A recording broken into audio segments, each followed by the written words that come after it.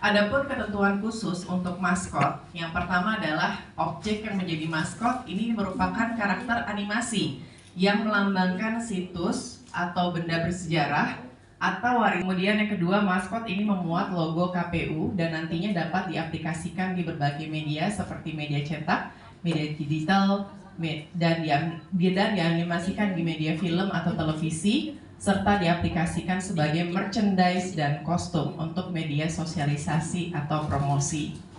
Kemudian desain maskot memiliki sifat yang ramah, non-partisan, dinamis, menghibur, dan mengundang motivasi untuk menggunakan hak pilih pada pemilihan gubernur dan wakil gubernur DKI Jakarta tahun 2024. Lalu desain dibuat dalam bentuk 2 dimensi dan 3 dimensi, menampilkan bagian depan, belakang, utuh, pose aksi, tampak 3/4 dan siluet. Lalu dikirimkan dalam bentuk soft file dengan format JPEG minimal resolusi 300 dpi atau maksimal 4 MB. Sementara ketentuan khusus untuk sayembara jingle, ini durasi jingle maksimal 60 detik. Jadi kita inginkan jingle ini bukan bentuknya seperti misalnya lagu yang ada bagian pembukaannya, terus ada bagian refnya, terus diulang lagi seperti itu sampai biasanya rata-rata kan lagu 3 menit ya.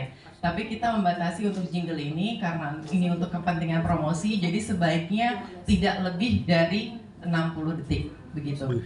Lalu minimal menggunakan 1 alat musik dengan irama yang ceria dan membangkitkan semangat. Kita tidak membatasi genre musiknya apa.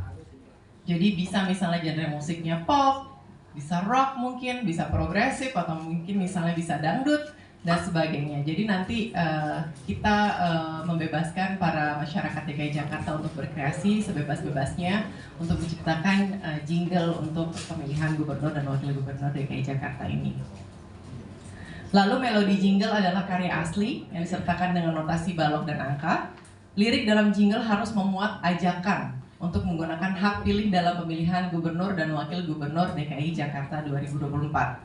Lalu juga lirik dalam jingle harus memuat tanggal pelaksanaan pemungutan suara, yaitu tanggal 27 November 2024, dan menyebutkan dengan jelas nama penulis dan lirik lagu.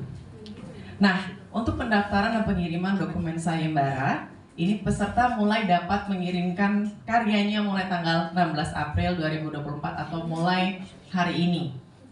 Hasil karya maskot dan dokumen pendaftaran dalam bentuk soft file ini dikirimkan melalui email maskotKPUDKI2024@gmail.com. Sementara untuk jingle dalam bentuk MP3 ini ke emailnya jinglekpudki2024@gmail.com. Batas akhir pengiriman adalah tanggal 30 April dan dokumen sayembara dapat diunduh melalui website jakarta.kpu.go.id. Selanjutnya teman-teman media semuanya, saya akan menjelaskan sedikit tentang timeline atau jadwal pelaksanaan sayembara.